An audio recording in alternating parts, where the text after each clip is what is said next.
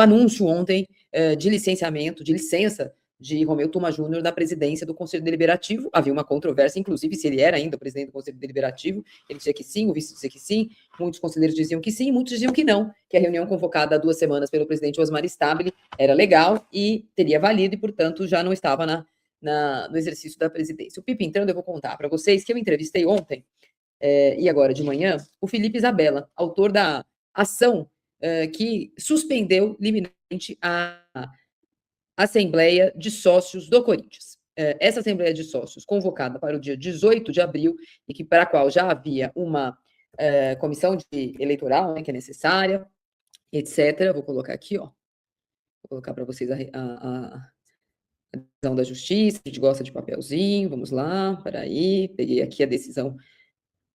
A decisão da Justiça está exatamente, quer ver? Um minutinho, que não está abrindo, vai abrir agora.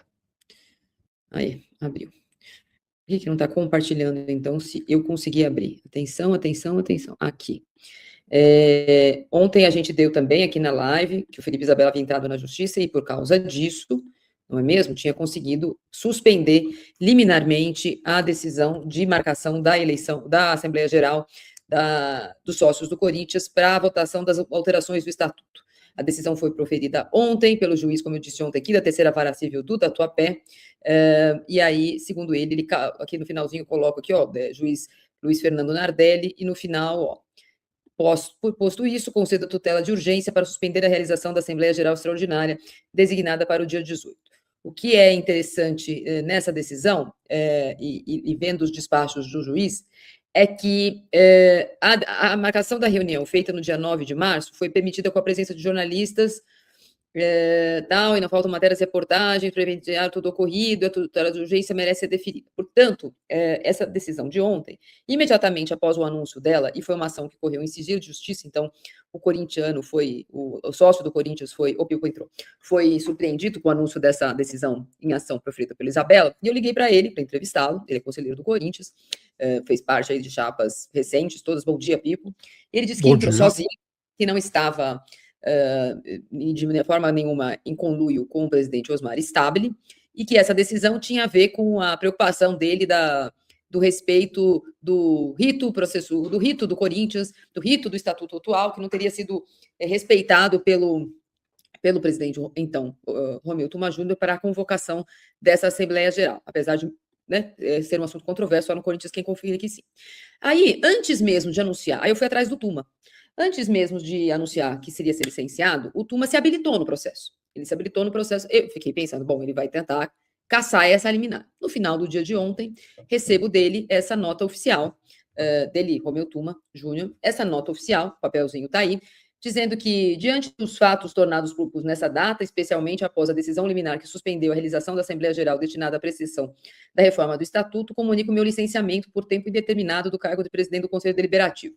Nos últimos dias saiu, né, não caiu, atirando. Nos últimos dias ficou evidente a construção de uma operação política destinada a bloquear a vontade dos associados. A minha presença na presidência do Conselho passou a ser usada pelo presidente da diretoria, aí ele nomeia, Osmar Stabile, como argumento para inviabilizar a votação da reforma no dia 18, próximo sábado.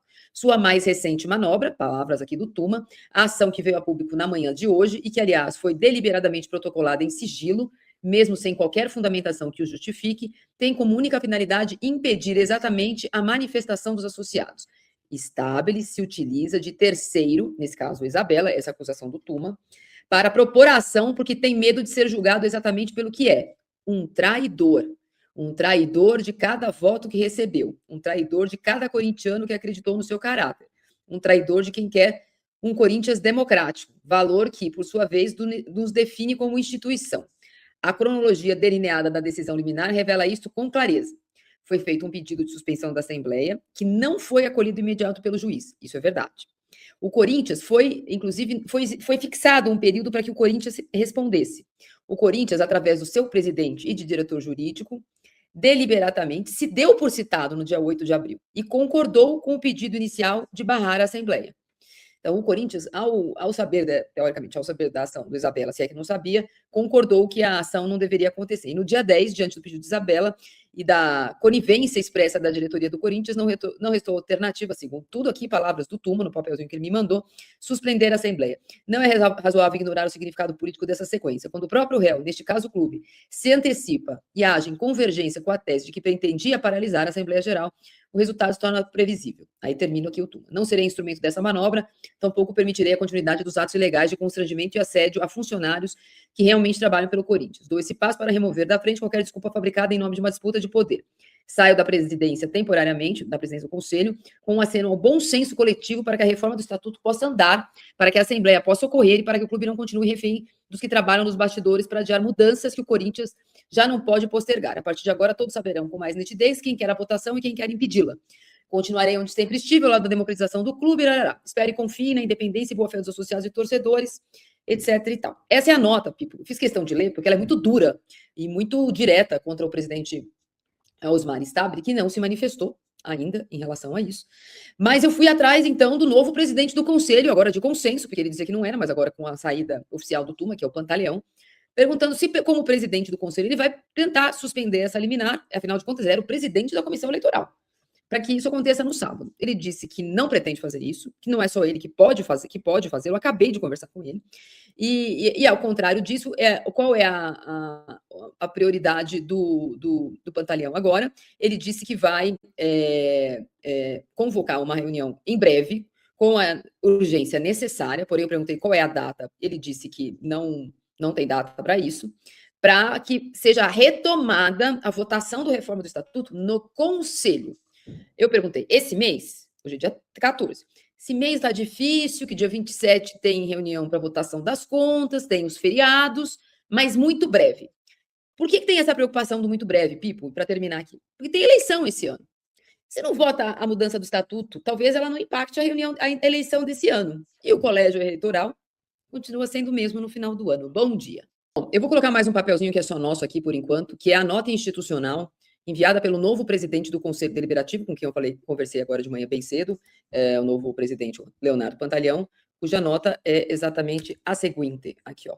Em razão da licença formal comunicada pelo conselheiro Romeu Tuma Júnior na data de 13 de abril, quanto ao exercício da presidência, passo, a partir dessa data, a exercer regularmente as funções inerentes à presidência desse egrégio conselho, nos termos do Estatuto. A presente assunção decorre do fato superveniente e regularmente formalizado. Mantém-se, nesse contexto, o compromisso permanente com o regular funcionamento das instâncias do clube. De ciência à presidência executiva, ao Conselho de Orientação e ao Conselho Fiscal e aos demais órgãos. É importante esse papel, Pipo, porque essa data aqui, São Paulo, 14 de abril de 2026, que é hoje, assinado digitalmente, protocolado na presidência do clube, e dando razão a uma licença e não a uma votação que foi feita na semana passada, retrasada, ela deixa bastante claro que, do ponto de vista legal, o novo presidente do Conselho ignora a última reunião, da qual ele não estava presente, inclusive, que afastou o Tuma. Por que eu estou dizendo isso? Porque aquela reunião, ao afastar o Tuma, indicou que fosse aberto um processo na comissão de ética, que era antes presidida pelo Leonardo Pantaleão, e que agora vai ser presidido pela senhora Maria de Carmo Campos, aquela Maria Ângela Campos, a do golpe da cadeira. Então, precisa ver se, a partir de agora, dado ciência que ele só é presidente do Conselho por conta de uma licença anunciada, se a reunião passada vai ter existido, não vai ter existido, vai ser ignorada, porque ele não está dizendo que ele está assumindo porque o outro presidente foi afastado, ele está dizendo claramente que ele foi assumido porque o Tuma pediu licença. Fala, turma, beleza? Chegando aqui com aquele giro de notícias do Coringão. Peço humildemente seu like, se inscreva no canal, ative o sininho das notificações para não perder nenhum conteúdo e até o próximo vídeo.